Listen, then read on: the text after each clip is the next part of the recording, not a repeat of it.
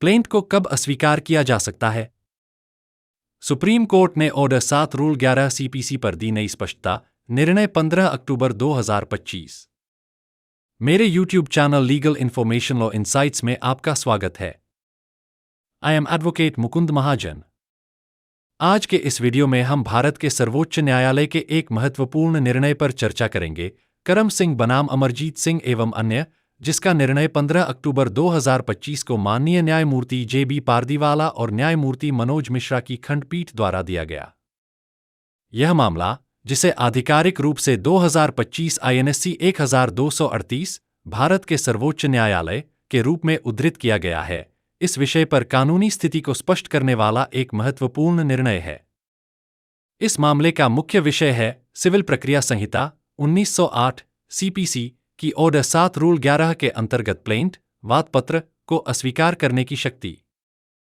हम इस वीडियो में तथ्यों, कानूनी प्रश्नों, न्यायालय के विचारों और इस निर्णय के व्यावहारिक प्रभावों पर विस्तार से चर्चा करेंगे। एक वाद का पृष्ठभूमि एवं प्रक्रिया इतिहास। वादी बटा अपील करता है श्री करम सिंह, एक सहवादी सहित, और प्रतिवादी हैं श्री अमरजीत सिंह एवं अन्य। वाद संख्या 424 सन 2019 को वादियों ने 31 मई 2019 को दायर किया। वादपत्र में मांगे गए राहत इस प्रकार थे। 1. यह घोषणा कि वादीगण अपने हिस्से की भूमि के स्वामी हैं और प्रमाण पत्र नंबर 277 दिनांक 12 जनवरी 1977 तथा म्यूटेशन नंबर 1377 अमान्य और शून्य है। 2. अपने हिस्से की भूमि का कब्जा प्राप्त करने की मांग। 3 मई 2016 से मई 2019 तक भूमि के उपयोग के लिए क्षतिपूर्ति बटा हर्जाना मेसने प्रॉफिट्स की मांग। 4. स्थायी निषेधाज्ञा जिससे प्रतिवादी भूमि में हस्तक्षेप न करें। भूमि विवाद का संक्षिप्त समयक्रम। मूल स्वामी रौनक सिंह उर्फ रोनकी का 5 अक्टूबर 1924 को निधन हुआ, जिनकी विधवा थी करतार कौर। करतार कौर द्वारा हरचंद के पक्ष में किया गया उपहार पत्र 22 मार्च 1935 को न्यायालय ने अमान्य घोषित किया। 11 सितंबर 1975 के एक डिक्री में करतार कौर को स्वामित्व एवं कब्जे का अधिकार दिया गया। 13 मई 1976 को उत्परिवर्तन उनके नाम से स्वीकृत हुआ। करतार कौर का निधन 28 दिसंबर 1983 को हुआ। इसके बाद प्रतिवादियों ने 15 दिसंबर 1976 की वसीयत के आधार पर अधिकार का दावा किया। उत्परिवर्तन से संबंधित मुकदमे कई वर्षों तक चले और अंततः 20 जुलाई 2017 को वादियों के खिलाफ समाप्त हुए। प्रतिवादियों ने ऑर्डर 7 रूल 11 D के अंतर्गत आवेदन दायर किया, यह कहते हुए कि वाद सीधे सीधे सीमा अवधि लिमिटेशन से बाधित है। न्यायालय ने 7 जनवरी 2020 को यह कहते हुए आवेदन खारिज किया कि सीमा अवधि तथ्य और विधि का मिश्रित प्रश्न है, जिसे प्रारंभिक स्तर पर तय नहीं किया जा सकता। उच्च न्यायालय ने पुनरीक्षण में 27 जनवरी 2022 को वादपत्र को अस्वीकार कर दिया और पुनर्विचार याचिका 4 जुलाई 2022 को भी खारिज कर दी। इसके विरुद्ध सर्वोच्च न्यायालय में अपील दायर की गई, जिसका निर्णय 15 अक्टूबर 2025 को दिया गया। 2. सर्वोच्च न्यायालय के समक्ष प्रमुख प्रश्न। 1. ऑर्डर 7 रूल 11 D के अंतर्गत न्यायालय की शक्ति की सीमा क्या है? क्या अदालत वादपत्र को देखकर ही सीमा अवधि का निर्धारण कर सकती है या प्रतिवादी के तर्कों पर भी विचार कर सकती है? 2. क्या इस मामले का वादपत्र अपने आप में कोई कॉज ऑफ एक्शन प्रस्तुत करता है या यह कानून द्वारा स्पष्ट रूप से वर्जित बार्ड था? 3. क्या कब्जे के आधार पर स्वामित्व का दावा करने वाले वाद में सीमा अवधि लिमिटेशन एक्ट 1963 की धारा 65 लागू होती है? 4. क्या उच्च न्यायालय ने वादपत्र को समयपूर्व प्रीमचोरली अस्वीकार कर त्रुटि की? 3. विधिक ढांचा। ऑर्डर 7 रूल 11 CPC एवं limitation act. Order 7 rule 11 CPC के अनुसार वादपत्र को निम्न परिस्थितियों में अस्वीकार किया जा सकता है। जब वादपत्र में कोई कॉज ऑफ एक्शन नहीं बताया गया हो। B.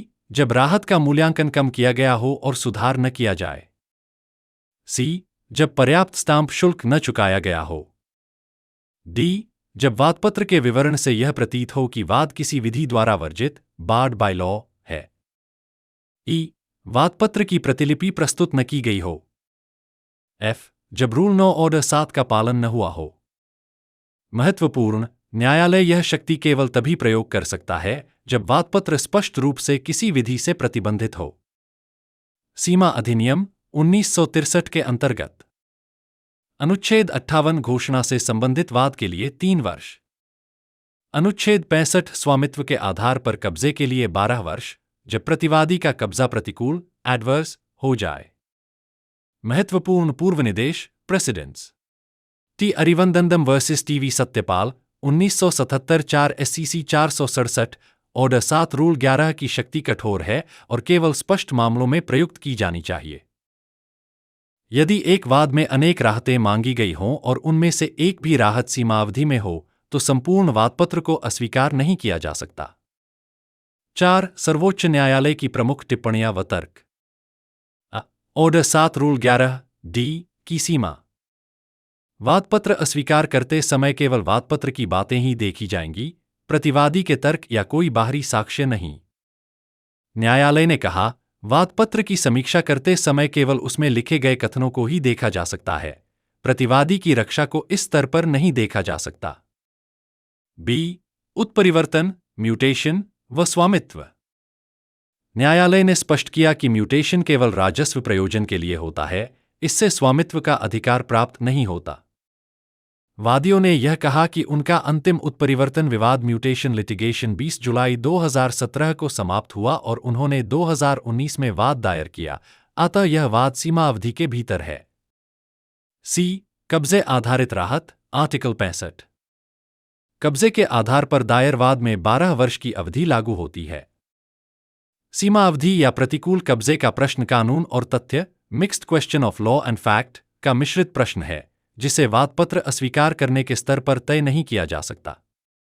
केवल इसलिए कि वसीयत पुरानी है, वाद स्वतः समयबद्ध नहीं हो जाता। D एकाधिक राहतें। यदि किसी वाद में एक से अधिक राहतें मांगी गई हैं और उनमें से एक भी समय सीमा के भीतर है, तो संपूर्ण वादपत्र अस्वीकार नहीं किया जा सकता। अतः भले ही घोषणात्मक राहत, आर्टिकल 58, समयबद्ध लगे, कब्जे की मांग, आर्टिकल 65 के कारण वादपत्र स्वीकार्य रहेगा। E ऑर्डर 2 रूल 2 CPC का तर्क। प्रतिवादियों ने कहा कि पहले एक वाद, सिविल सूट नंबर 648/2012 दायर किया गया था, इसलिए वर्तमान वाद ऑर्डर 2 रूल 2 से बाधित है। सर्वोच्च न्यायालय ने कहा कि पूर्व वाद का वादपत्र ऑर्डर 7 रूल 11 के तहत अस्वीकार किया गया था, अतः इसे रेस जुडिकाटा नहीं माना जा सकता, यह विषय ट्रायल में तय होगा। F अंतिम निर्णय। सर्वोच्च न्यायालय ने अपील स्वीकार की, उच्च न्यायालय के आदेश 27 जनवरी 2022 और 4 जुलाई 2022 निरस्त किए और ट्रायल कोर्ट का आदेश 7 जनवरी 2020 बहाल किया। न्यायालय ने स्पष्ट किया कि उसके अवलोकन केवल ऑर्डर 7 रूल 11 के स्तर तक सीमित हैं, मामले के गुंदोष पर कोई टिप्पणी नहीं। 5 व्यावहारिक प्रभाव एवं सुझाव। वादियों के लिए वादपत्र में कॉज ऑफ एक्शन स्पष्ट रूप से बताएं, आपका अधिकार, प्रतिवादी का अवैध कार्य और मांगी गई राहत। यदि आप स्वामित्व व कब्जे दोनों पर दावा करते हैं, तो वाद अस्वीकृति से सुरक्षित रहेगा। सीमावधि या पुराने उत्परिवर्तन से डरने की आवश्यकता नहीं, बस कॉज ऑफ एक्शन की तिथि और परिस्थितियां स्पष्ट लिखें। प्रतिवादियों के लिए ऑर्डर 7 रूल 11 D का स्तर साक्ष्य देने या विवादित तथ्य तय करने का नहीं है। सीमा अवधि या प्रतिकूल कब्जे का बचाव ट्रायल में किया जा सकता है, न कि प्रारंभिक स्तर पर। न्यायालयों के लिए ऑर्डर 7 रूल 11 D की शक्ति का प्रयोग बहुत सावधानी से करें, केवल उन्हीं मामलों में जहां वादपत्र स्पष्ट रूप से कानून से वर्जित हो। जब वाद में अनेक राहतें हों और कोई एक भी सीमावधि में हो, तो वादपत्र अस्वीकार न करें। रणनीतिक सलाह। संपत्ति संबंधी वाद में हमेशा घोषणा व कब्जे दोनों प्रकार की राहत मांगे। वादपत्र में स्पष्ट लिखें कि कॉज ऑफ एक्शन कब उत्पन्न हुआ। यह निर्णय आपके लिए एक सशक्त उदाहरण है जब ऑर्डर 7 रूल 11 D के तहत वादपत्र को अस्वीकार करने का प्रयास किया जाए। 6 निष्कर्ष। करम सिंह बनाम अमरजीत सिंह एवं अन्य का निर्णय इस बात का पुनः पुष्टिकरण है कि ऑर्डर 7 रूल 11 D CPC के अंतर्गत प्लेंट को अस्वीकार करने की शक्ति अत्यंत सीमित और सावधानीपूर्वक प्रयोग की जानी चाहिए। यह शक्ति केवल वादपत्र के कथनों पर आधारित होनी चाहिए। बाहरी साक्ष्य या प्रतिवादी के बचाव पर विचार नहीं किया जा सकता। कब्जे आधारित दावे आर्टिकल 65 के मामलों में तथ्यों की जांच आवश्यक है, इसलिए वादपत्र को प्रारंभ में अस्वीकार नहीं किया जा सकता। यदि किसी वाद में अनेक राहतें मांगी गई हैं और एक भी सीमाअवधि में है, तो संपूर्ण वादपत्र अस्वीकार नहीं किया जा सकता। यह निर्णय अधिवक्ताओं और न्यायिक अधिकारियों दोनों के लिए अत्यंत महत्वपूर्ण है। यह सिखाता है कि वादपत्र तैयार करते समय या वाद अस्वीकार करने के आवेदन पर विचार करते समय किस प्रकार सावधानी बरती जाए। इस वीडियो को देखने के लिए धन्यवाद। अगर आपको यह जानकारी पूर्ण लगा हो, तो कृपया इसे लाइक करें, सब्सक्राइब करें और अपने विचार कमेंट्स में साझा करें। अधिक कानूनी जानकारी के लिए बेल आइकन दबाना न भूलें। मैं आपसे जल्द ही अगले वीडियो में मिलूंगा। जय हिंद, जय भारत।